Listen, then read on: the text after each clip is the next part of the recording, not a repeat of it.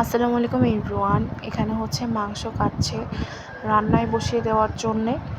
মাংসগুলোকে ভালোভাবে কেটে নিয়ে ভালোভাবে পরিষ্কার করে এখন হচ্ছে মাখানোর পালা। লিটারালি মাখানোটা যে এত স্যাটিসফ্যাকশন কাজ করে সব বলে বোঝাতে পারবো না। আর এখানে মশলা কষলা দিয়ে একেবারেই মেখে ফেলবে খুব ভালোভাবে। এখানে হলুদ, মরিচ, ধনিয়া এগুলা দিবে।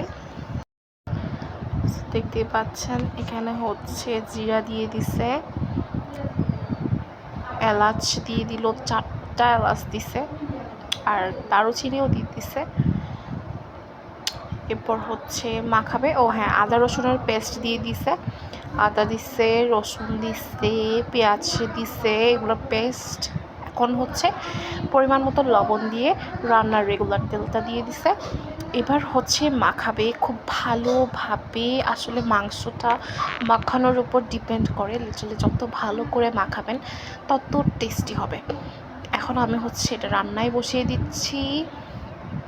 এটা হচ্ছে তেজপাতা দিয়ে দিছি, এটা দমে দিয়ে দিলাম, ব্যাস হয়ে গিয়েছে আমার মাংস।